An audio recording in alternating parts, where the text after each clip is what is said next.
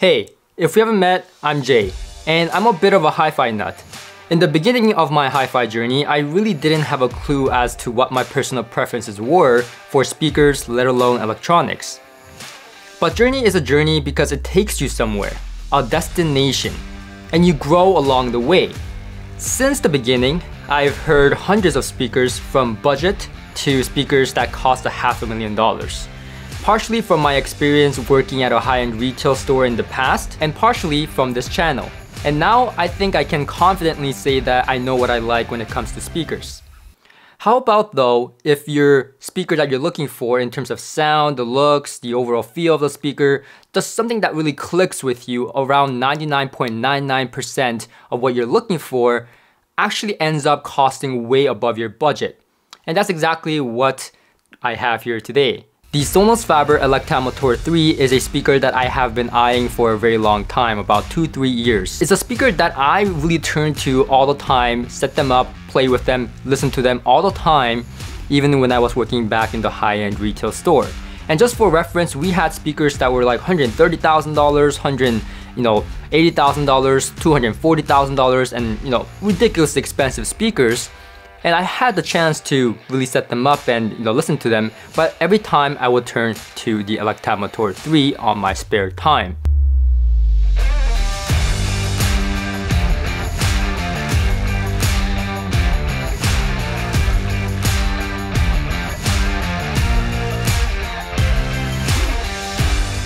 And it is not a joke when I say that I have been saving up slowly for this speaker for the past 3 years or so. This speaker is by no means a cheap speaker. It costs $10,000, which is a small fortune for most people. But as someone who has heard many speakers, what makes this speaker particularly attractive to me? And that's what we're gonna go over today. So we're gonna break this video down to things that I don't like about the speaker and what I do like about these speakers. Now let's start off with stuff that I don't like about this speaker because it's a rather short list. And for the sake of full disclosure, Sonus Faber is not sponsoring this video, no money exchanged hands. I do not get to keep the speakers, but I surely wouldn't mind it. And also, this video is really more for myself than anything because I wanted to hear them for myself in my space. And I also requested the Maxima, the floor standard version of the speaker, to be sent as well, and Sonus Faber agreed, so thank you for that. So that I can directly compare them and perhaps make a buying decision in the future. Now, the first thing and the most obvious thing is that the price point is very expensive at $10,000. Now, although the $10,000 price point is something I don't like because it's expensive, and as a person who's looking to buy the speaker, it's quite a lot of money. But aside from that, the talking about value proposition of is this actually worth $10,000, I think the value is there, and I can't believe I'm saying this. But the negative here is not the value, but the price of $10,000 just solely being expensive. So let's make that distinction here.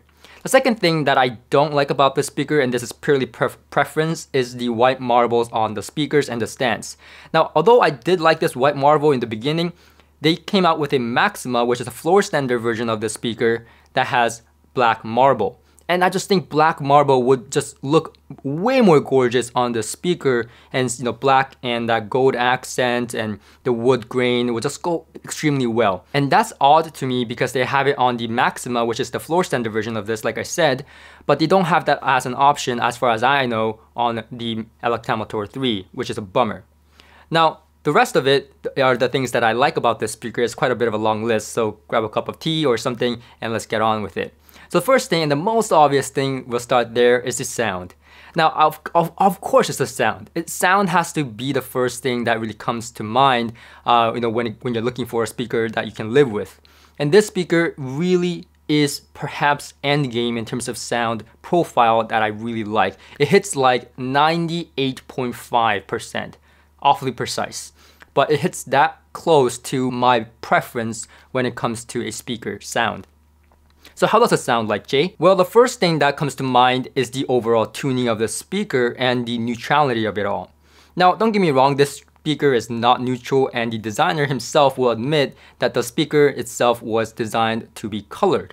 It is not a neutral reference sound. However, compared to the old Sonus Faber sound that tended to sound dark, syrupy, lush, You know, some people like that, a lot of people didn't because it seemed to lack detail. You don't get that with this speaker. This speaker is very tight in the bass region, high frequency extends very, very good. The overall sound profile is on the neutral plane. It is not far off from the neutral plane, but it adds a little bit of character, you know, in the mid-bass region as far as my ears go, and the high frequency extension, just a little bit to add a little bit of excitement and a little bit of that warmth in the mid-bass region. And that's just perfect on a speaker like this. The noise floor is very low, the soundstage is extremely big for a speaker this size, and you get a very pinpoint imaging. The sound is extremely detailed, refined on the high frequency for a speaker like this, and just enough. It's not bright whatsoever, it's just enough for my ears. And even playing poor recordings, this is what I like about the speaker especially. A lot of the high-end speakers, you know, the poor recordings get destroyed. But this speaker, whether I put in a bad record, you know, a good record, a record that I just enjoy a lot, it just plays phenomenally well. So overall, the sound profile is exactly what I'm looking for. Authoritative bass, lower extension, really thumpy, you know, really tight bass that's punchy and dynamic. The mid-range is smooth, silky, voices project really well. The high frequency is neutral, balanced, and detailed at the same time without being bright. That's all really I can ask for in terms of the overall sound signature. Now, number two, the second thing that I like is actually tone. And I could say this is, you know, directly related to the first reason I like about this speaker, but you guys know how important tone is to me. Tone is, for me, like the overall sound of like the instruments, the voices, it has to sound realistic. And I have to say that this speaker really is one of the best when it comes to that, at least for my ears. When I first heard this speaker, it was actually not in a sweet spot. It was actually outside the room. And I'm sure you guys heard this kind of story a dozen times, but because I was working at a high-end retail setting, I was outside a room when this speaker was being hooked up and tested. And at the time, the Hagel H190 was being hooked up to the Electa Amator 3, and they were playing it inside the room, and the music they were playing was the bass and drum intro. And this song is an incredible song. I play it all the time. I'm so familiar with this particular track.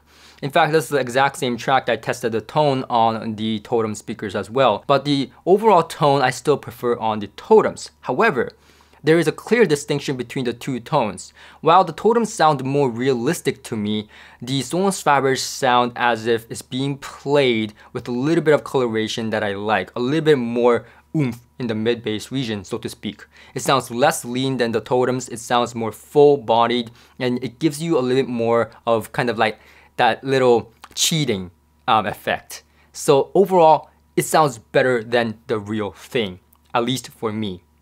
And that's really important because, let's face it, this hi-fi thing, for me, is about how good a music can sound, a music piece that I enjoy can sound musically, emotionally, and overall, you know, when I analyze the music as well.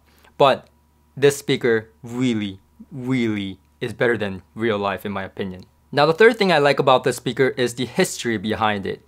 Unlike the other Sonus Faber speakers that are modernly designed, this speaker is actually in the heritage line, meaning that the first Electa Amator 1 was actually introduced in the 1980s, Electa Amator 2 was in the 1990s, and then now we have the Electa Amator 3.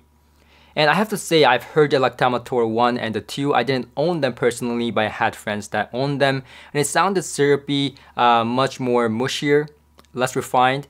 This speaker is entirely different. The Electa Amator 3 is way more refined, just absolutely a step up from the Electa Amator 1 and 2. That's just how I would put it.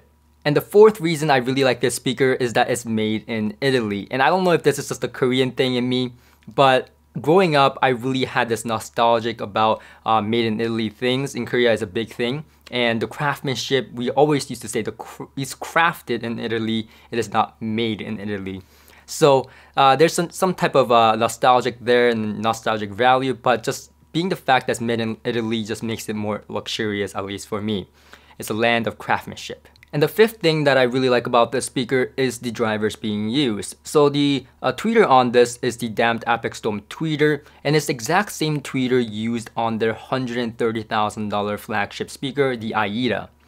So think about that for a minute. That's why I said I don't like the price of the $10,000 as a person who has to pay that to get this. but the value proposition is not that bad. Thinking, you get the same tweeter as the one on the $130,000 speaker. Now, of course, the tweeter doesn't cost $130,000, but this tweeter is very good. There's no doubt about it. There's a reason they use it on their flagship. And the damped Apex Dome tweeter is this little thing that you see in the front of the speaker that's just barely touching the tweeter. And you see this on other Sonus Faber speakers as well today. And this is basically Sonus Faber's patented and, kind of designed way. And I heard somewhere, I think from the designer, that it took really a lot of effort and money and R&D to come up with this design. This is basically Sonus Faber's way to kind of make the high frequency extend more on a soft dome tweeter while retaining that soft quality and that smooth sound that a lot of people like about soft dome tweeters. So this is kind of like that. You see stuff like this on other tweeters as well, like Peerless and so on. But this is Sonus Faber's way, and of course, they're gonna claim that this is gonna be the best way to do it. And the 6.5-inch midwoofer was designed specifically for the Electa Amator 3, and it is a cellulose pulp midwoofer. So basically this is a paper woofer, and you guys know how I feel about paper. The tone, the texture, just incredible. And you get that. The bass, the mid-range is all very textured, and just the texture on the speaker is just to die for. It just makes me amazed every single time I listen to it. And I've heard this speaker countless times in the last 3 years. Every single time I sit down and listen to it, it blows me away. I would say, actually, this is the only speaker that does that. Over time, if I listen to it too much, how great the speaker's sound doesn't matter, because you kind of get desensitized. You kind of get over that wow factor. This just, every single time, it hits me differently. And the sixth reason why I like this speaker is that it uses natural materials, which is something you don't see too often in the speaker manufacturing world. Most of the time you see MDF or particle boards as the cabinet, but here you see solid walnut and brass and marbles, natural materials. And Sonus Faber is big on using natural materials in their speaker designs. Now, however though, from my understanding, using solid wood is actually a big no-no when it comes to speaker cabinet designs, and this is because it is actually not as good as MDF or particle boards and cabinet resonance control. So I asked Sonus Faber if they ran into any compromises or issues, designing a cabinet with solid wood or solid walnut in this case, and so they replied. Sonus Faber's choice when it comes to solid wood cabinet construction was and is walnut. But the key element here is about the seasoning and the process we submit the wood in order to remove all the moisture. If you are familiar with music instruments, you might realize it is the same sort of process, allowing to obtain the recently popular roasted necks.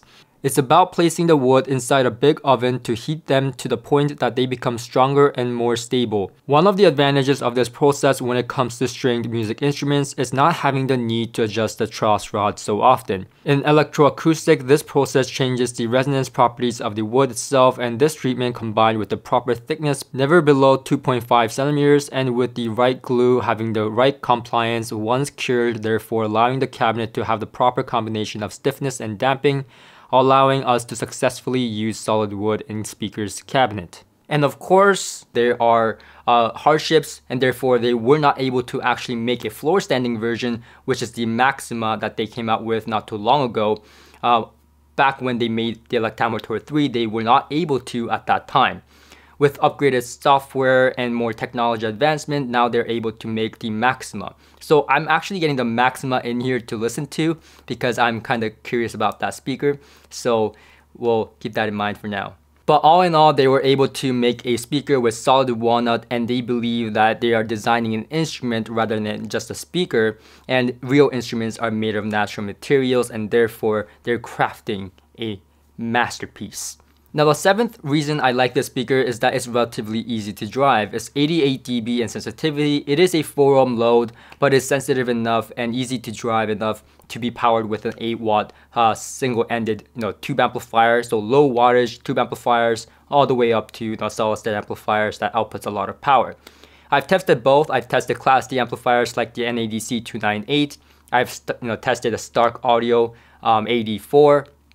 I've also tested it with the Hagel H120 that Tujin bought, and we have also tested it with a tube amplifier like the Boyurang 300B.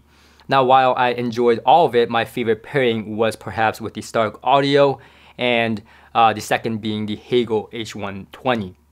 The Hagel and the Sonus Faber just has a beautiful synergy, and with a little bit more headroom, I think it would best the Stark by far, but the price point is just so generous on the Stark Audio, and the power rating is absolutely phenomenal, and just a great drive and headroom to the Sonus Faber Electa Amator 3s here.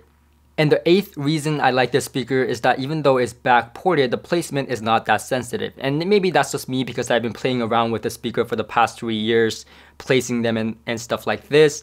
But this speaker overall is not really sensitive to placement all that much. You do want to optimize it, and I've optimized it every single time because you're spending a lot of money. You should definitely optimize the placement of the speaker if you want to get the full experience. However, it just sounds great wherever they are. Like I said, the off-axis response on this speaker is phenomenal, and the overall placement is just not a big issue in this case. And the 9th reason I like this speaker is because it uses quality parts in the crossover, reasonably high quality. It uses Clarity audio capacitors, which is one of my favorite capacitors of all times, and Jensen inductors.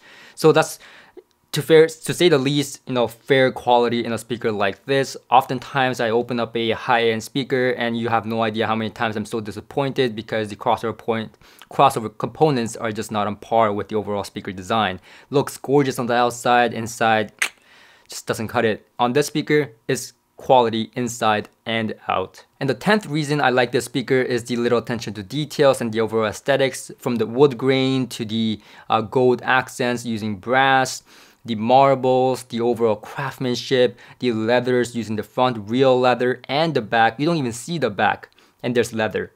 And these are high quality leather, just incredible. I just touch it all the time for pleasure. Most importantly, you don't see screws in the front as well. These are little details, and that's because the drivers are actually mounted from the inside so that you don't see it in the front baffle of those speakers, taking away from the aesthetics. See, little details that you appreciate over time, and that's why I can't dismiss the value proposition at $10,000, even though the price point is expensive and I'm not a fan. The value is just incredible when it comes to the individual attention to detail, the craftsmanship, the overall sound. Everything is very well crafted and very carefully selected, from material to sound profile to aesthetics. Everything is just top notch, and you're getting top notch when you just unbox the speakers. It just screams quality. So that's pretty much it for this video. I hope you guys enjoyed it. This closes another chapter in my books of audiophile journey. I'll keep you updated in whether if I buy this speaker or the floor standard version of the speaker that's coming in, the Maxima, but we'll find out on the next journey in this channel. So I'll see you guys on the next one. Thank you for tuning in.